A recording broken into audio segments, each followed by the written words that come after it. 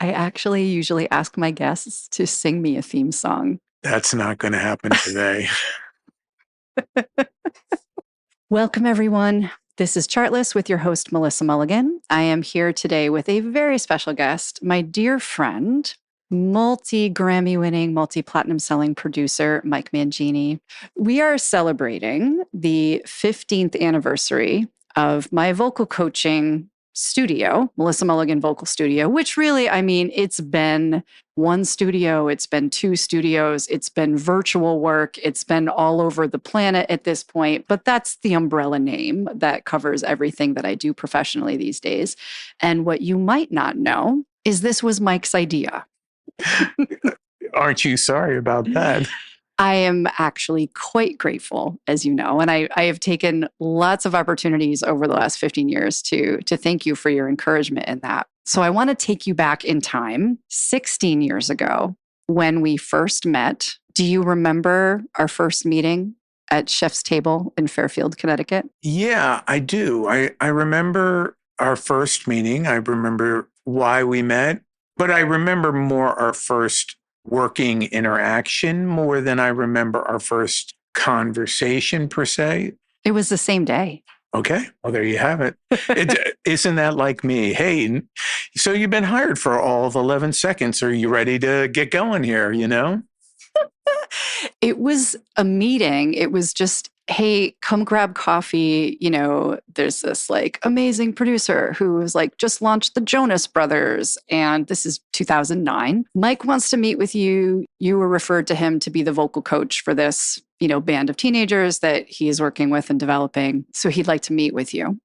I am very excited and look up Mike Mangini on Wikipedia, and who comes up but the drummer for Dream Theater? Yes. Oh, and Extreme and yeah. Yes, exactly. Yeah. So great drummer. So I'm thinking I'm going to meet this drummer who's developing a band, which seemed weird, but it's the music industry, so who knows? One of the first things you say to me in the meeting is, yeah, I can play just about any instrument serviceably, except drums. I don't play drums at all. And my brain just goes like, I don't know who I'm talking to. Yeah, you should have put into Wikipedia, Michael Mangini, producer, and then it would have come up. And then I would have known. Yeah. I would have known that you recorded some of my favorite albums of all time. But then I would have been just sweating bullets, I think, at that point. I just would have been so freaked out. Oh my God, the guy who did like the Joss Stone albums is going to talk to me about vocal coaching. Crazy, like bananas. I think it was probably good, but then I was a little confused. Understandable.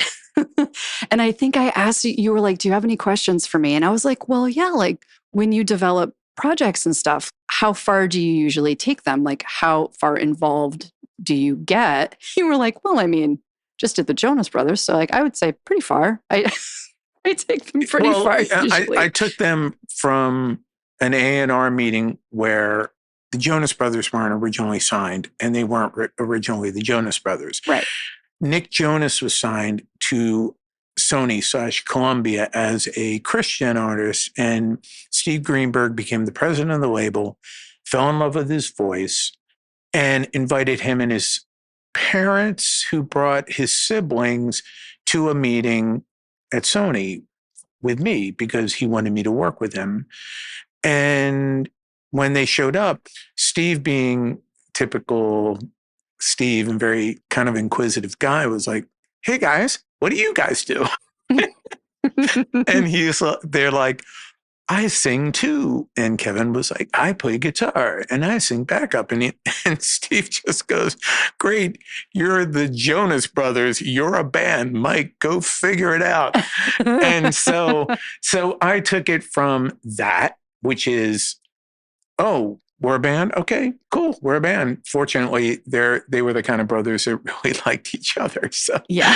I don't know that works for every family group, but like for that worked for them. And then I took it from there through like all the songwriting and making the first record and putting their first live shows together and getting their first tour off the ground.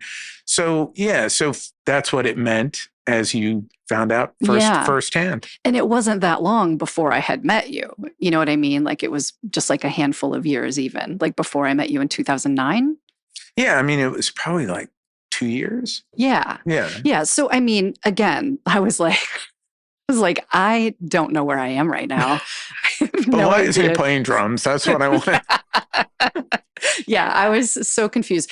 So then you were like, hey, come with me to my place and we're going to kind of, hang for a bit and maybe you could run them through some warm-ups and kind of get them ready because then we have a rehearsal. And I knew that was an audition. I mean, yes and no. I mean, I guess it's sure. I guess it's an audition in the sense of like, can you connect? Like, not are you talented, right, as a vocal coach, but these kids were pretty young at the time that we were working with. And when you work with people who are young and don't necessarily have great understanding of their vocal instrument yet, the question for me was really, would you be able to connect in a way where you could take a pretty complex idea, which is like, how do I sing properly and well and make consistently good sound? How do I do that and teach it to people that were young all the way around, like emotionally young, chronologically young, just young. Yeah. And so in a way, yeah, I guess it was an audition, but more of a sort of like a bedside manner sort of thing. And as you know, back in those days, I had maybe a reputation for a slightly abrupt bedside manner. So I also think I was looking for somebody who might be a good counterpoint to that, somebody who might be a little more comforting, because I may not always in those days have been that way. So it wasn't like, oh, is this person gifted and talented enough to do this job?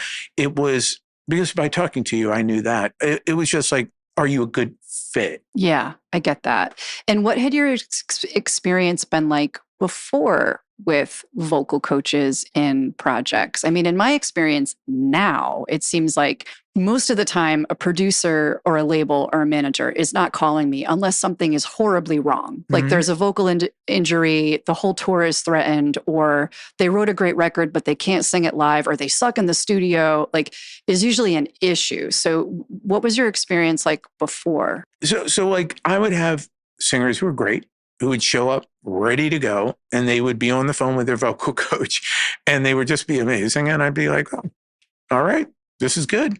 Yeah. And then I'd have people who just couldn't get it done. And then it would be like, okay, now we need somebody. Yeah.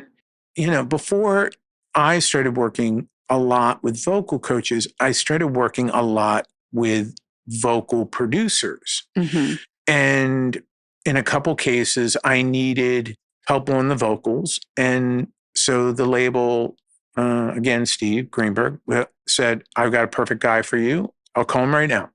And he would call up Mark Hudson. And Mark Hudson is incredibly talented. Love Mark Hudson. Singer. He was an artist. He was part of a group called the Hudson Brothers. He is a great songwriter. He's written like big songs for Aerosmith and produced Ozzy and Ringo, and like really talented guy, but sort of vocals is his thing. Yeah.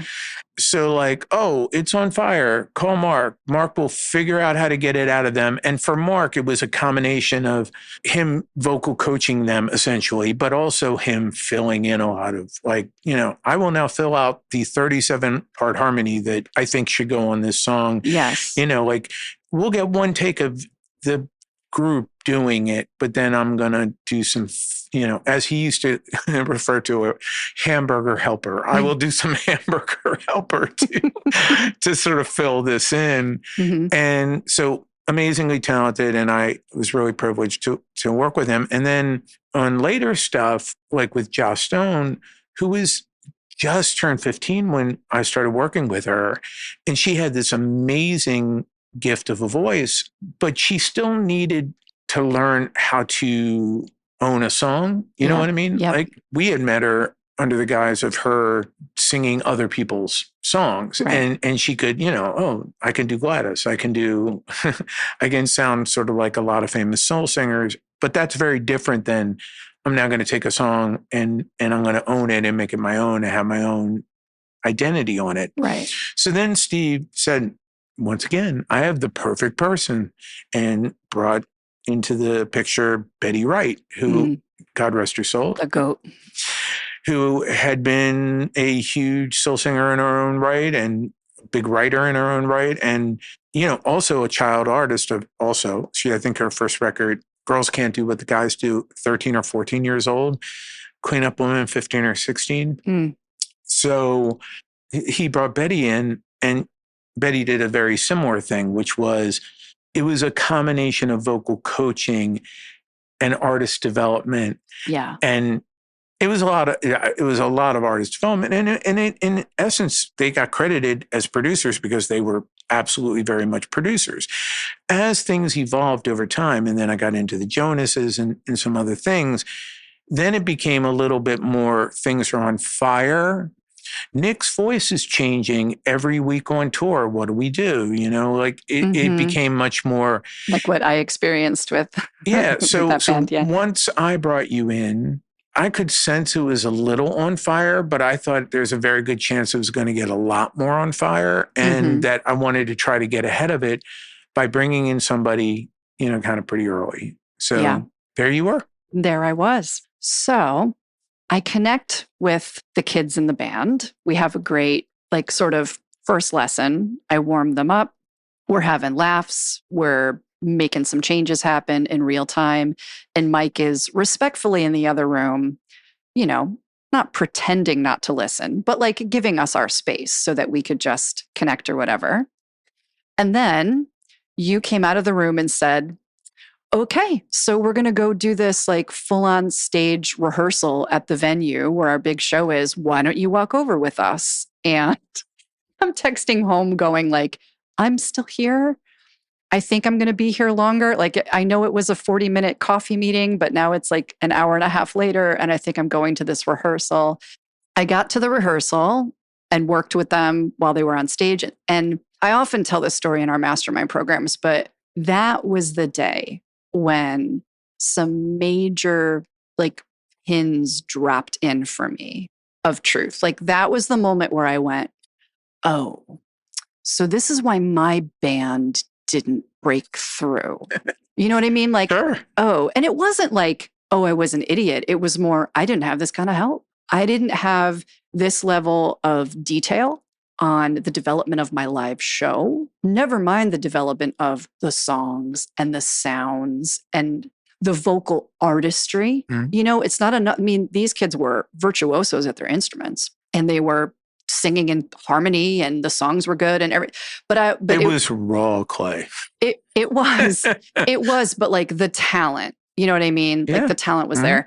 And the way that you were managing that rehearsal and the eye for it that you had, from the big picture impact of it to the little details that make a difference, I was blown away and very humbled, and was just no matter what happens with this particular project, I need to learn from this person. You know what I mean? That's very nice. I was just this is the bar for me of my level of artist development coaching and vocal coaching. And I just decided, hey, anybody that I work with now, anybody that I meet as a vocal, because I was doing vocal coaching. I hadn't yet gone full time with it, right? Let's back up there. I was performing, writing, recording, touring, full-time living as an artist myself, vocal coaching as sort of a passion project, something that I loved. Something you were innately good at. And because you were innately good at it, it sort of found you. You became in demand for it because you were really, really good at it, which is, what a thing that happens, right? It is a thing that happens. Right. Yeah. But in that moment, it was I see the future, I was driven to become the best ever at contemporary vocal coaching in the artist space. I was just as driven in that moment to be the best at that as I was when I was 9 years old and wanted to become Amy Mann. And you had the hairbrush and the whole thing in the mirror. Of course. Of course. Yeah. Yeah. And it was like such a truly life-changing experience, you know, and then I was all in. Then it was like, I will fly to LA on my own dime and get kicked out of the Troubadour. I think once you see behind the curtain, right? Yeah. Now, the problem a little bit, I want to be like super positive and super optimistic about where things are now. But a little bit of the issue these days is that there is no curtain, right? Like everybody sees behind the curtain because there is no curtain. Like it's like you're watching the artist evolve and develop on TikTok. You're watching the artist evolve and develop on Instagram. Like it's all happening for the audience and for the artist. And it, you know what I mean? It used to be like, now I'm opening behind the doors and I'm watching this guy do this miraculous transformation to these kids. And I'm observing how that all goes. And now it's the growth an artist makes is all in real time in front of you happening. Yeah. Yeah, you're right. I mean, there's a lot more transparency around that for sure. And yet, I think what you and I do with artists to this day, whether it's as a coach or a mentor or a guide or like a service for hire type thing, like whatever we're doing with an artist, I still think no matter what, watching it isn't something that translates to help you get better because it is such a personalized experience. Oh, you know, don't misunderstand what I'm saying. Yeah. I'm not saying somebody can film you working with, you know, a name brand artist and watch you transform them. And they go, well, now I know how to do it because it's all Yeah. bespoke, right? Yes. Yeah. Like it doesn't matter whether it's what you're doing or what I'm doing. It's you're taking what's this person's psyche like, you know, what do they respond to? How aware are they of their physiology? Like, are they aware at all? Or do they just go, I have no idea how this sound is coming out of me, but could you make it better? You know what I mean? So when you're teaching, it's not a one size fit all teaching method or coaching method of like getting good sound, good consistent sound out of somebody.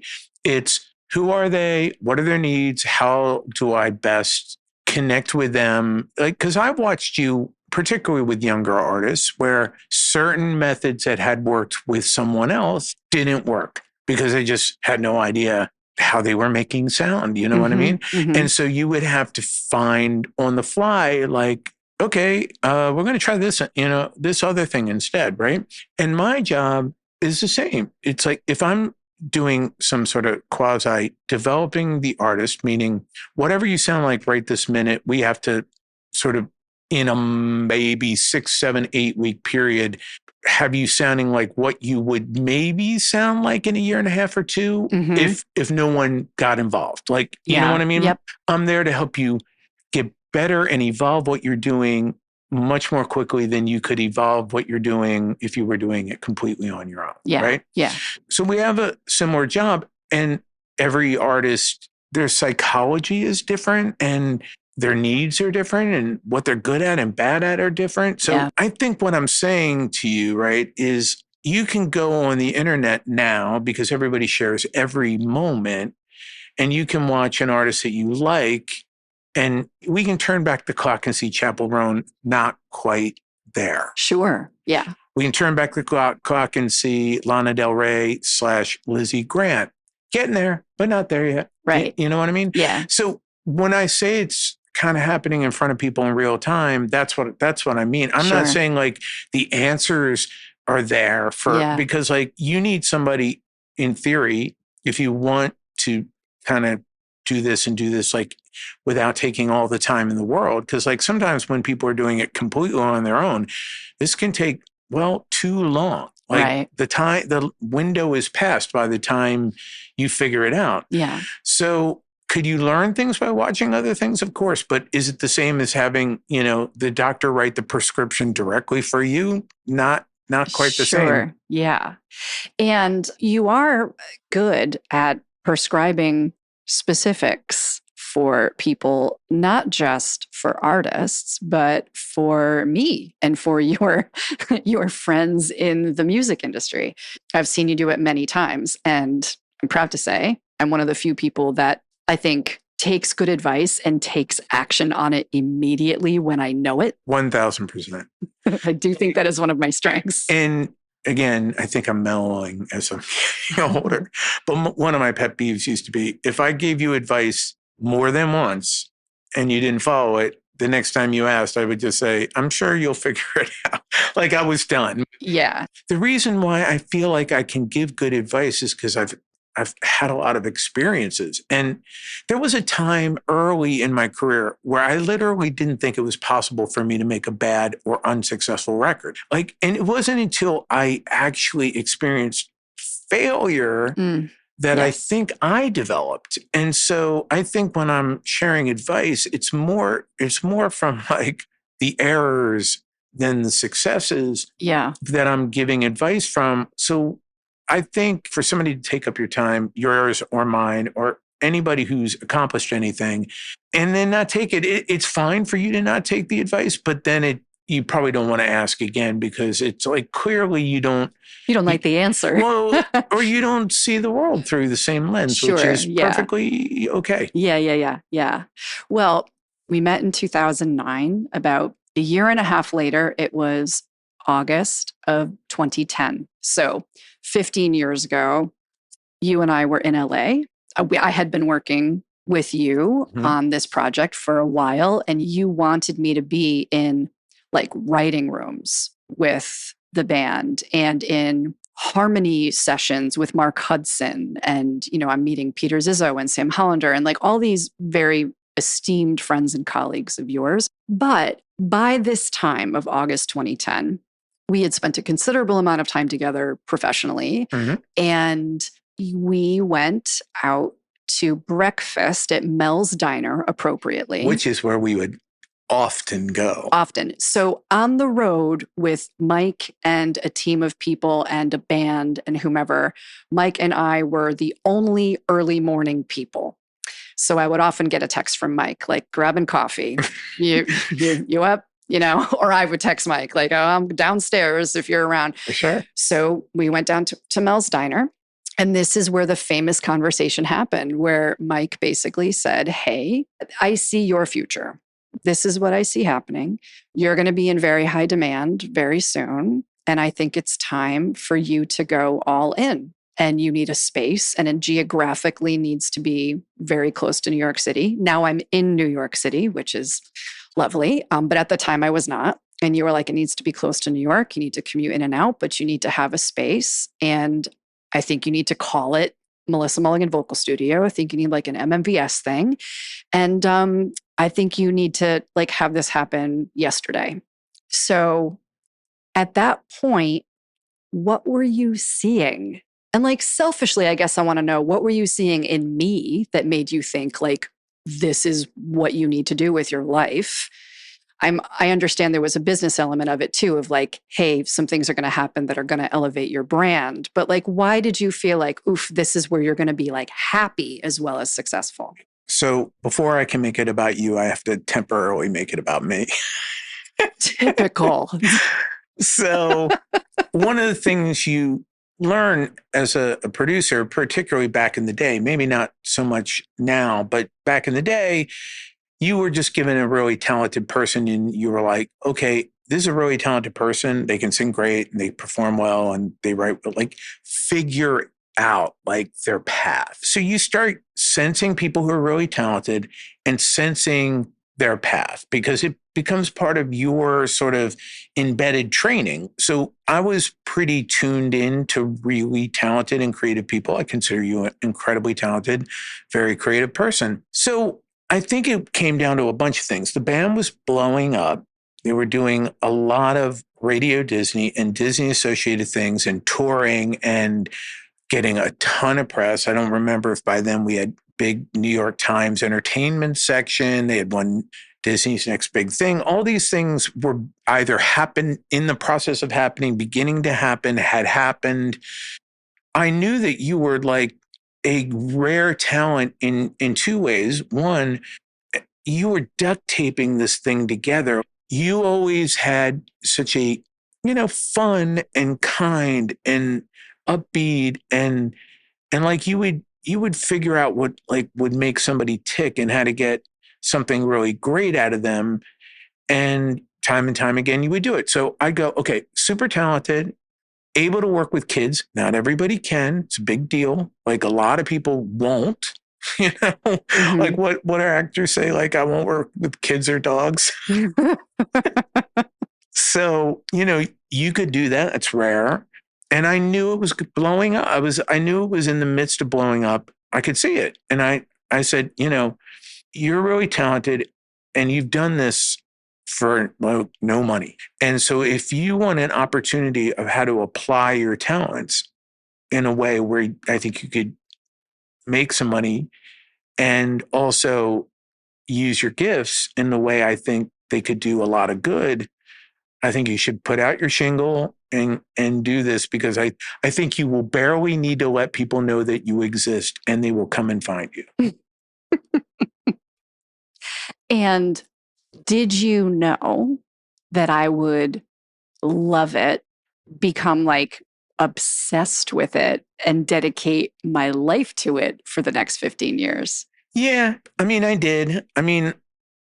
I did because in a weird way, and I mean this in a complimentary way, because, there's a way to look at this that maybe not complimentary, but in some ways you're a lot like me. We both started out as artists. We both got pretty far as artists, but I sensed you were a lot more like me. Once I realized, oh, wait, I don't have to be one artist in one band. I could be one member of many bands. And this week I could do like a pop punk thing. And next week I could do like a soul thing. And the week after that, I could do a hip hop thing. And to me, it was like a freeing thing. And I kind of saw a similar thing in you, like in the same way you described kind of me pulling back the curtain going, this is what a real rehearsal looks like. The excitement you got out of seeing that didn't go unnoticed by me. I saw you loved that. You were like, yeah, this is it. This is what should happen in this scenario. Yeah. And so you just felt like, oh yeah, we're kindred spirits. You want to still get that same thrill you got as an artist, but you'll get it kind of through other people's journeys.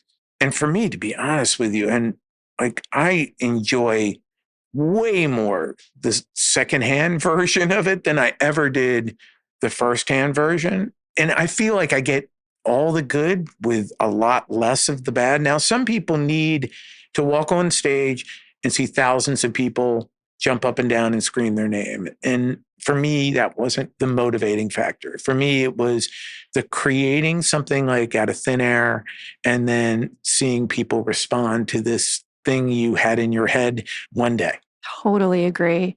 When I was a little kid, my dream was to win a Grammy. That was always the dream. And, now maybe, the music education Grammy rules have to change for me to be eligible because Okay. I'm not part of an accredited institution.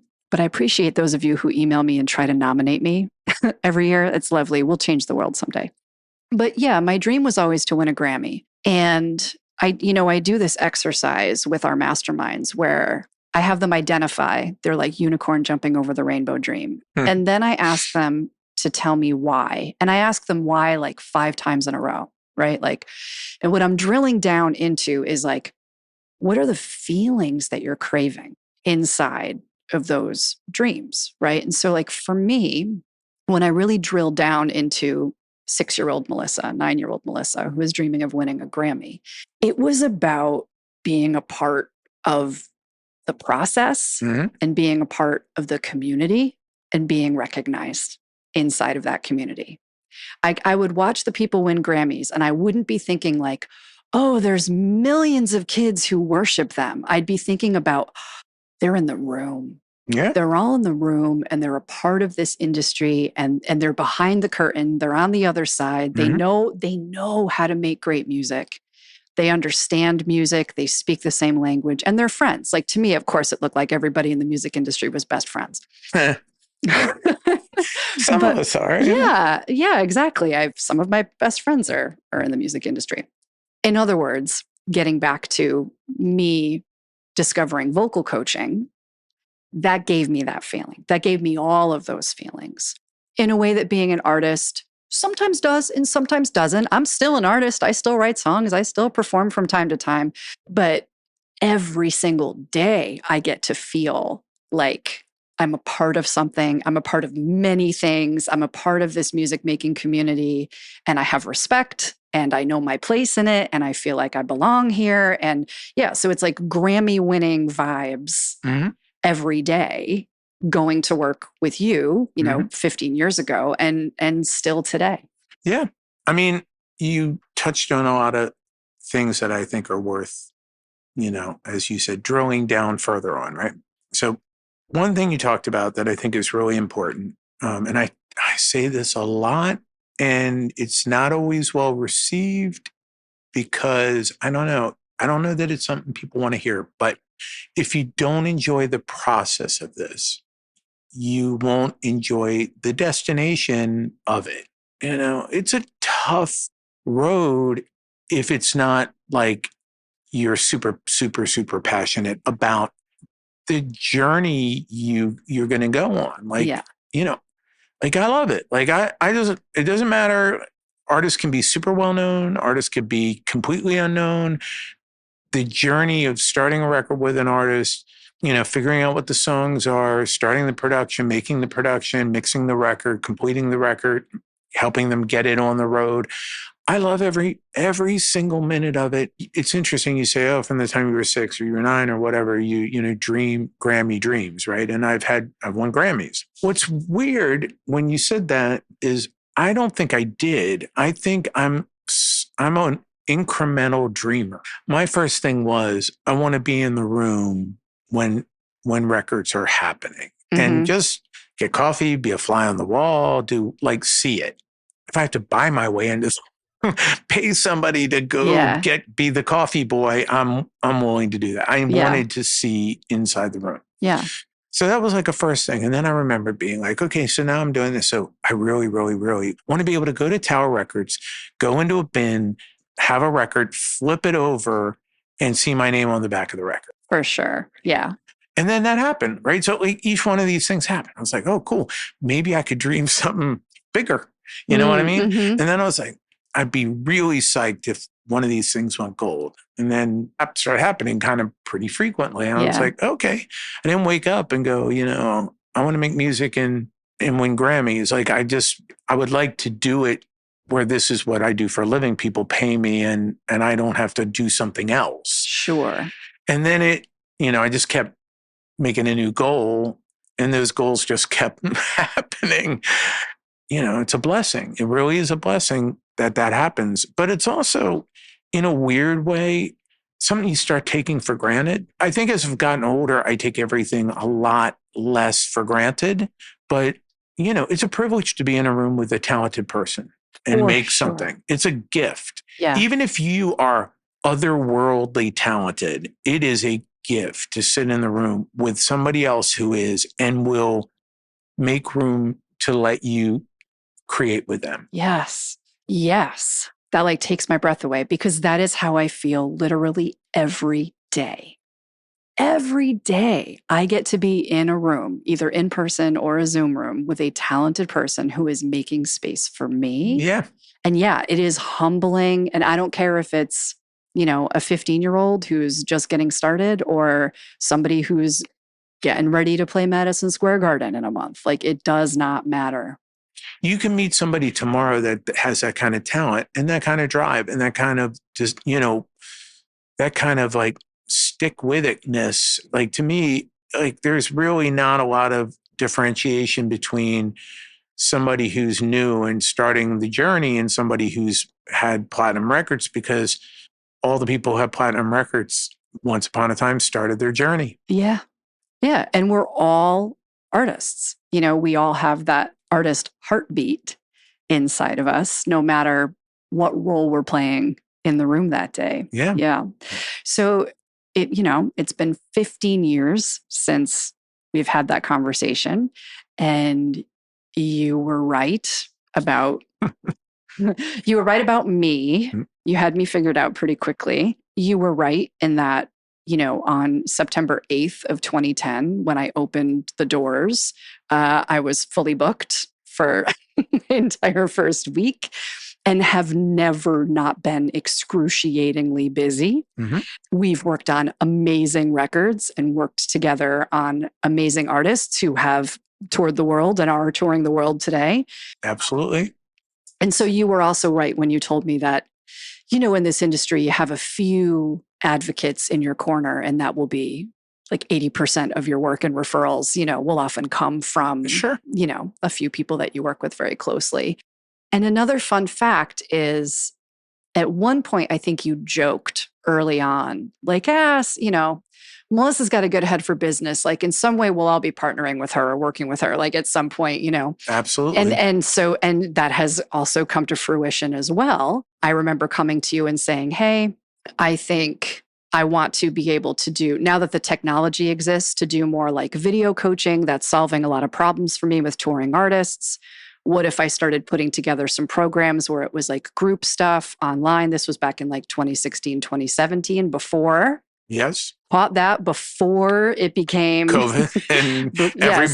everybody did it. Yes. For sure. And like so many coaches were like, you can't do that. That's never going to work, but that's been amazing to do. And then I remember coming to you and saying, hey, I'm no longer, when I do music career road mapping with students, I'm no longer arguing with them that they need to learn how to produce themselves. They are instead coming to me eager to get more advanced coaching. Yeah, I need to learn how to do this for myself. Yeah, like for real. Like I'm experimenting. I'm like watching tutorials online, but I want to get better. And that was, I remember coming to you and Skip, who's producing this episode with us here. Ooh. Cheers to you, Skip. And kind of saying like, what do you think about putting a program together, like specifically designed for you to bestow your wisdom upon the masses, which we've been doing in various forms now for like the last 4 or 5 years. Mm-hmm.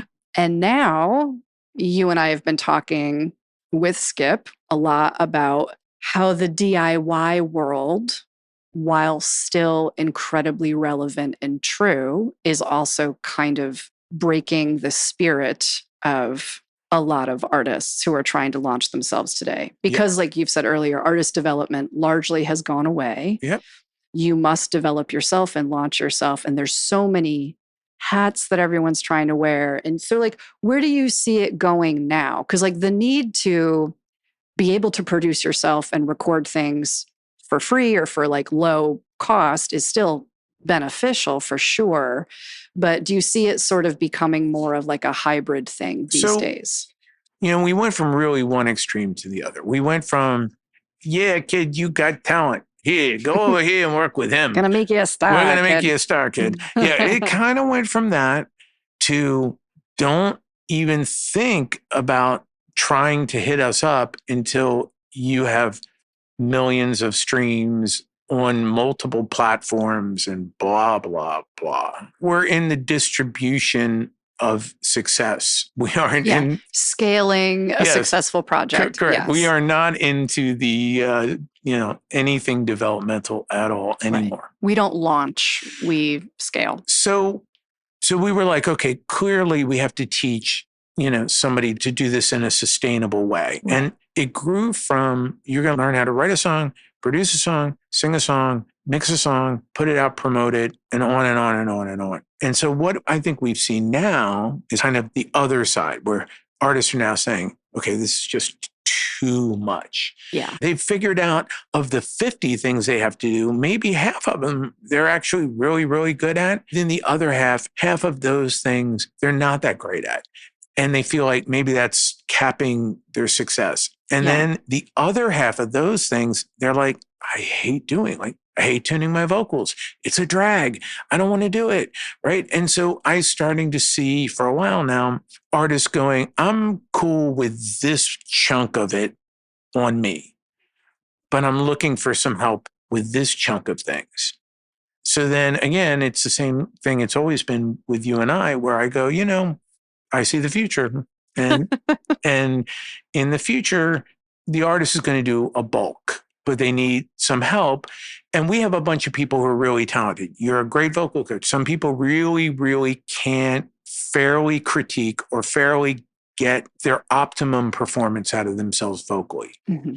And you are fantastic at that. And there's a lot of people who can start a track, but maybe they can't get all the finer points of getting a track optimized. Well, Skip is super great at doing stuff like that.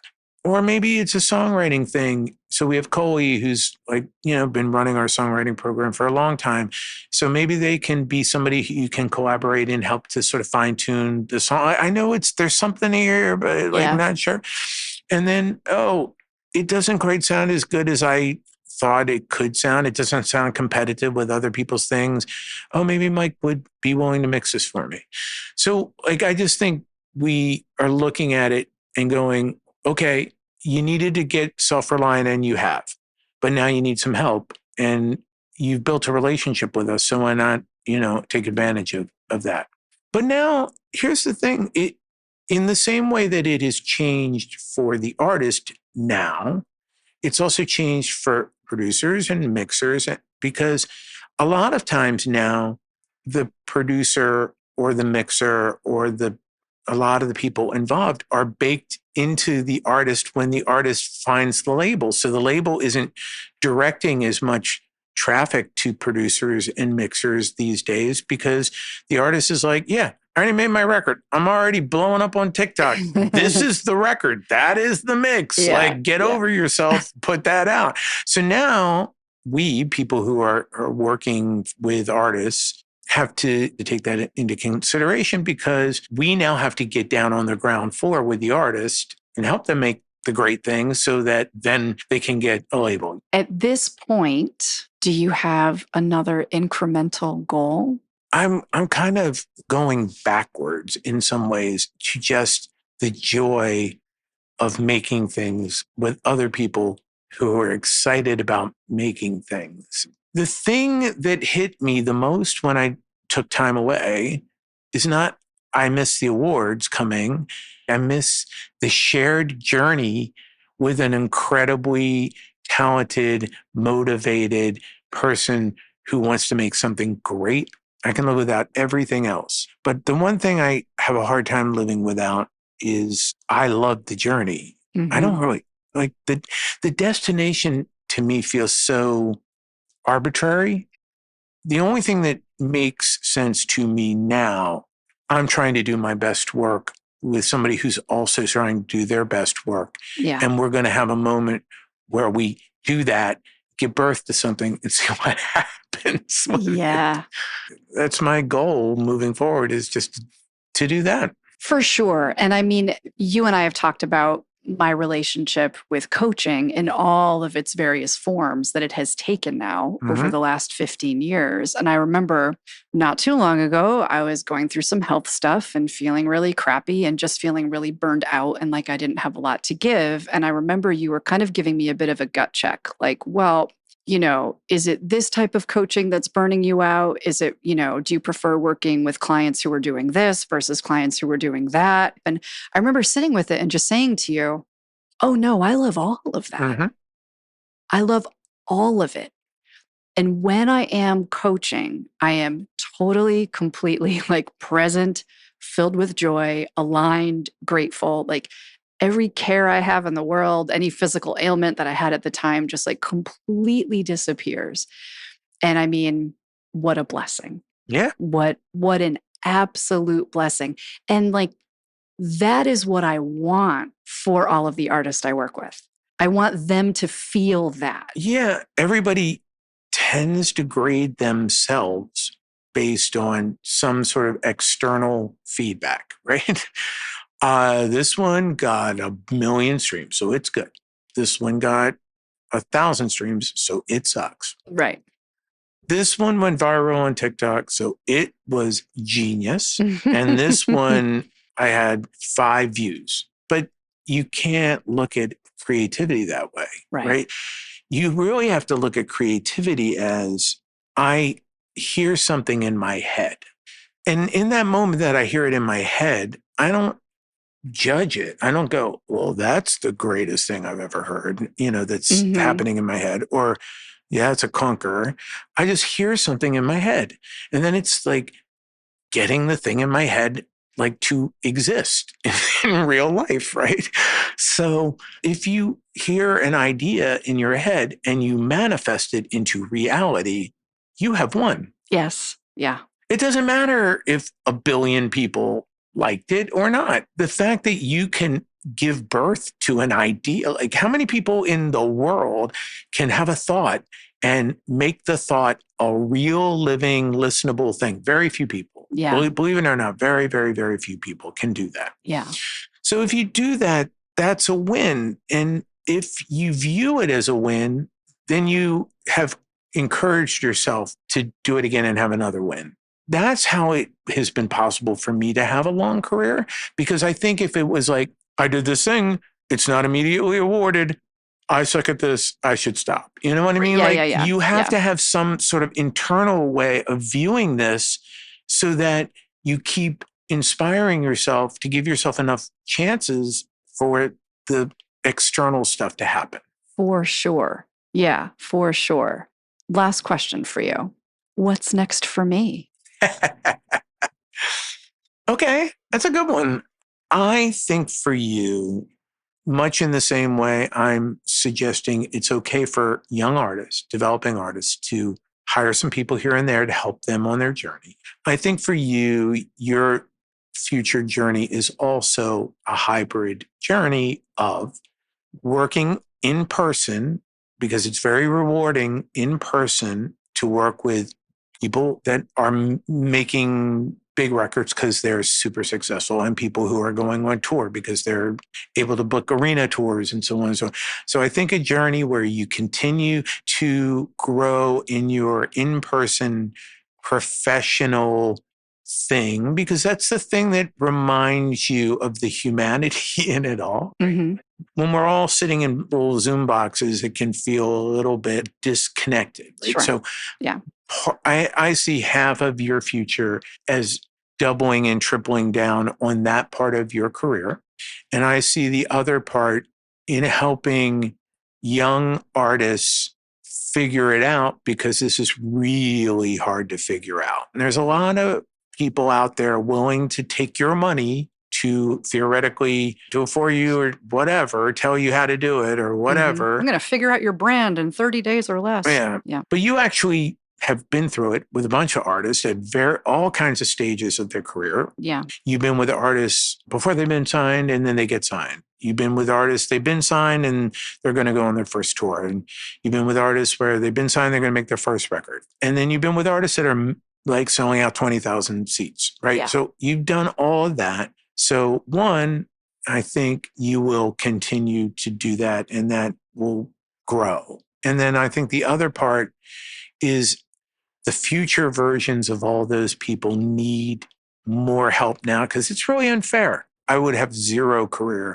if people like, labels and A&R people and managers, and if they hadn't seen my talent and invested in it, I'd be doing God only knows what I would be doing. And now those people are very, very, very, very late in your journey. They're going to show up pretty late in your journey. And you need people who both believe in you and can guide you at this part. And I think you're great at that.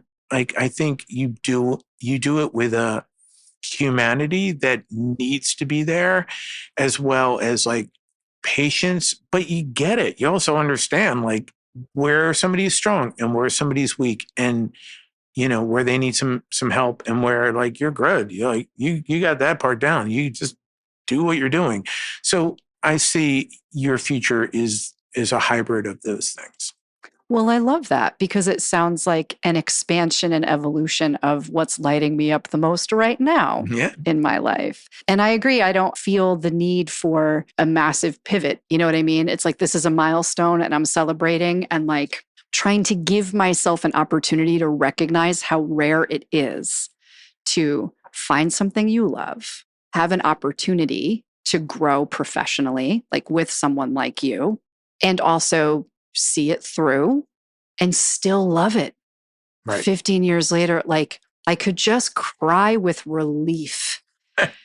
I was just like, please, God, like, I don't want to be in a day job. I don't want to be in a day job and play music at night in a bar. Like, I want this to be my life. I love to work. I want to love my work. I didn't want that separation. I didn't want that work-life balance. I wanted this. Right. I wanted to just, every day I'm working and none of it really feels like work. I spend a couple hours replying to emails, but they're people I love and respect. Yeah. I'm a little overwhelmed by the fact that this much time has passed. And I'm also really overwhelmed that I still love it, that like we're still working together, that Skip, whom I met, 12 years ago at this point, 13 years, we don't know. Like he's still here, like just what joy, what a blessing. It is doing what you love is a blessing. Yeah. Well, Mike, I can't thank you enough for being my guest today, for coming over to my new New York City studio and hanging. Woo. We'll turn Logic Pro off and then probably just continue to talk like we always love to do. But thank you all for listening. This is Melissa Mulligan. You're here with Chartless. Thanks again for hanging out with me today, everybody. This has been Chartless. I am Melissa Mulligan. For those of you who've been asking, there are ways to get in touch with me directly. You can find me and my bio and a coaching request form on melmulligan.com. That's MELMULLIGAN.com. And you can learn more about all the things we do at Music Career Mastermind by going to mastermindroad.com. And that is mastermind, ROAD, like our roadmap.com. I love you guys. Thanks so much for hanging out with me today. And I will talk to you soon.